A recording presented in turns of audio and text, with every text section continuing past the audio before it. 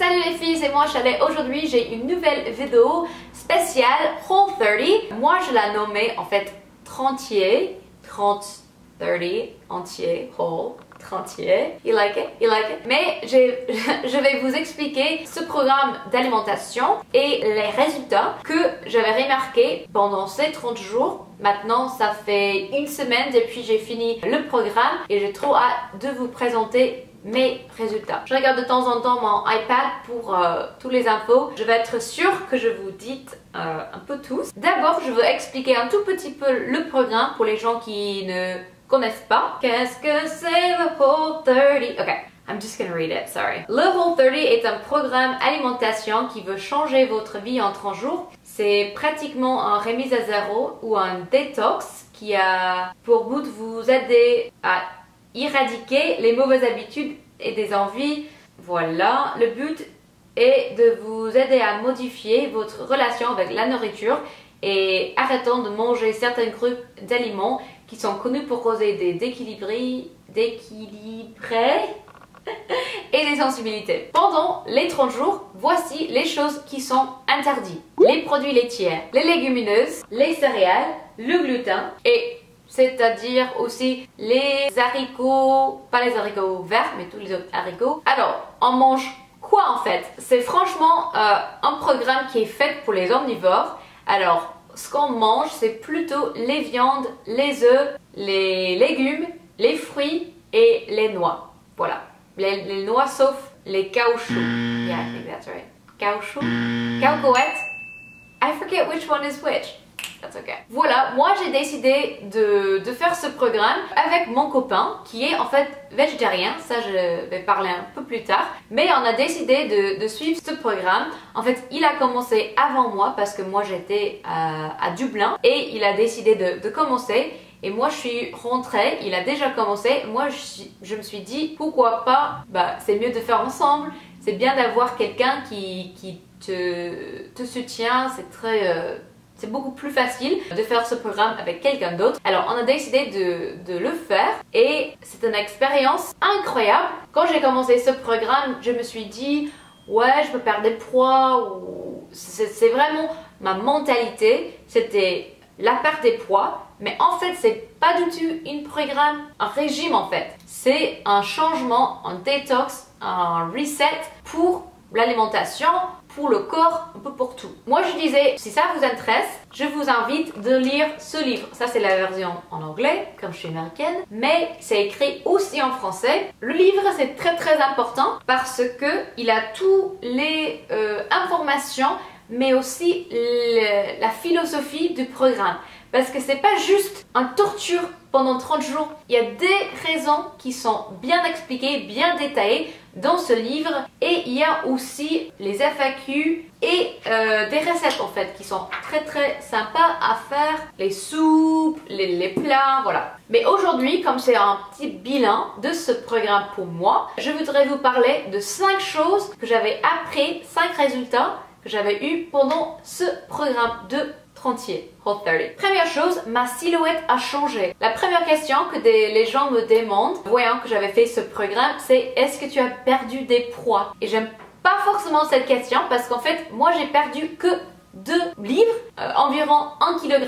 C'est tout. Mais c'est vrai que pendant tout le Whole30, en fait, 26 jours sur 30, j'ai fait du sport. Alors, moi je disais que j'avais beaucoup gagné de muscles et comme ça c'est une des raisons, mais en fait c'est pas juste un perte de poids, mais j'ai changé ma silhouette. Je vais vous montrer les photos d'avant après. J'ai perdu 33,5 sur l'ensemble de tout mon corps. J'ai perdu plus que 8 cm au niveau de mes poignées d'amour et plus de 8 cm aussi au niveau des hanches. Et j'ai aussi changé ma taille. Maintenant je porte la taille au-dessus qui est super.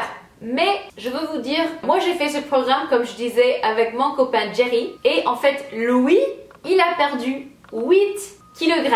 Alors je disais pas globalement, mais bon, pour les mecs c'est un peu plus facile que pour les femmes de perdre des poids, mais c'est vrai que comme j'ai déjà dit, ma silhouette a beaucoup changé et je suis très heureuse avec les résultats. Deuxième chose, ma peau est rayonnante. Ça m'a beaucoup choquée parce que j'avais battu l'acné depuis des années. Depuis presque toute ma vie, je me suis dit j'avais des problèmes de l'acné, des boutons qui m'arrivent toujours. Et quand j'avais 21 ans, je faisais le Roaccutane. Si ça vous intéresse de voir cette période de ma vie, j'ai fait toute une série à propos de le Roaccutane. Et il a marché dans cette époque. Et pendant presque 3 ans, j'avais une peau très très jolie. Mais en fait, après quelques années, j'ai commencé d'avoir plus et plus d'acné. Pas autant qu'avant, mais quand même des boutons qui m'arrivent et qui me font chier quoi. Et je me suis dit, il y a quelques mois, je me suis dit, est-ce que je devrais recommencer le Roaccutane? Mais j'ai hésité parce qu'en fait, c'est une drogue sérieuse avec beaucoup des effets secondaires et c'est il faut toujours aller au dermatologue tous les mois. Et moi, comme je voyage beaucoup, c'est pas du tout facile de trouver toujours du temps d'aller au médecin quoi. Presque dès que j'ai commencé le Whole30, après, je disais 3-4 jours, j'ai remarqué un changement très visible dans ma peau. Et moi, j'étais étonnée et heureuse quoi. Et j'avais remarqué que franchement, depuis maintenant 40 jours, j'ai une peau beaucoup plus belle qui rayonne. C'est pas juste que j'ai pas beaucoup de l'acné. J'avais pendant ces 40 jours des tout petits boutons, mais très très rarement, très petits et qui s'en va très très vite. Mais aussi j'ai un peau qui rayonne et j'adore quoi. C'est juste quelque chose qui m'a choquée. Et moi je suis dans le processus de réintroduction. C'est-à-dire qu'après on finit les 30 jours, le 30e, il faut commencer lentement de réintroduire ces produits qu'on a déjà éliminés pour voir s'il y a des sensibilités, des problèmes qui vous arrivent quand on recommence de manger ces choses. Alors moi je suis pas sûre déjà s'il y a des produits laitiers ou du sucre ou peut-être des graines, des céréales qui m'a fait l'acné d'avant, mais j'ai hâte de voir le problème en guillemets. Troisième chose, je m'ai appris comment cuisiner avant de faire le Whole30. Je savais même pas comment cuisiner. J'ai aucune idée. Je cuisinais presque jamais. J'ai connu un peu les basiques, mais c'était pas un truc que j'ai fait souvent. Et ici à New York, il y a tellement des jolis restaurants dans le coin. Il y a toujours de delivery, de take-out à apporter et j'avais pas envie après toute la journée de cuisiner. C'était pas un truc qui m'intéressait beaucoup et comme mon copain est végétarien, on a du mal à trouver des recettes ensemble qui nous valent les deux. Alors on a décidé, on y va, on va chercher quelque chose, manger ce qu'on veut. Et ça, c'était quelque chose que j'ai quand même apprécié. J'ai adoré aller dehors parce que moi, comme je travaille à la maison, Jerry, il rentre. Et je me suis dit, ah ok cool, on va au resto ou quoi. Mais pendant le Whole30, c'était pas le cas. On était tous les jours à la maison ensemble, on cuisinait ensemble. Mais c'était bien, ça nous faisait du bien. On a beaucoup appris, mais c'était bien aussi pour nous comme couple, bien apprécier cette expérience ensemble. Et maintenant, on connaît des recettes qu'on aime bien faire ensemble, des recettes simples ou des recettes un peu plus élégantes qu'on aime bien faire ensemble. Et ça, c'est quelque chose qui me fait très très heureuse quoi. Quatrième chose que j'ai appris pendant le Whole30, c'était la vérité de la nourriture américaine. Et c'est pas joli, c'est pas joli. Et c'est surtout le cas ici aux États-Unis, mais je sais bien que c'est quand même un problème mondial qui nous touche tout. Avant, je ne savais même pas les aliments que je mangeais. C'est-à-dire, j'ai jamais regardé les ingrédients au supermarché, jamais. Et même si j'ai fait un petit clin d'œil, c'était juste pour voir les calories.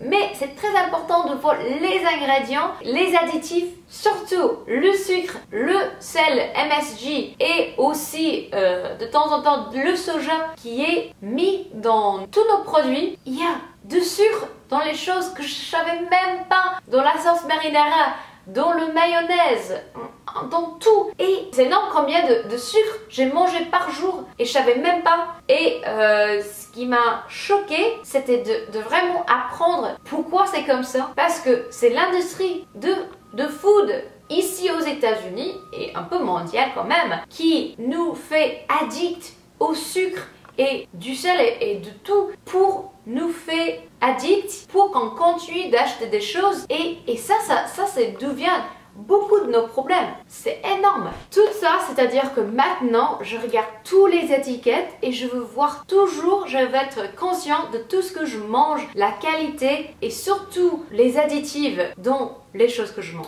Ça, c'est très important et ce programme m'a ouvert les yeux à ça. Et cinquième et dernière chose, j'ai réduit le grignotage et maintenant, j'essaie de manger beaucoup moins dans une manière émotionnelle. C'est très important dans ce programme et ça c'est quelque chose que avant le Whole30, moi je croyais que c'était vraiment un programme de perdre des poids où j'ai compris quand même qu'il y a ce truc de trouver les choses qui peuvent être mauvaises pour votre santé, mais quelque chose de très important dans ce programme c'est le grignotage et aussi emotional eating, qu'on disait en anglais. Et c'est quelque chose que je ne savais même pas que je faisais. Mais c'est vrai que depuis on est jeune, on a cette mentalité que la nourriture, c'est un prix ou quelque chose pour faire de joie, quelque chose pour faire plus heureuse. Et même si moi je trouve quand même beaucoup de joie dans la nourriture, c'est-à-dire j'adore cuisiner maintenant et c'est très important, moi j'aime quand même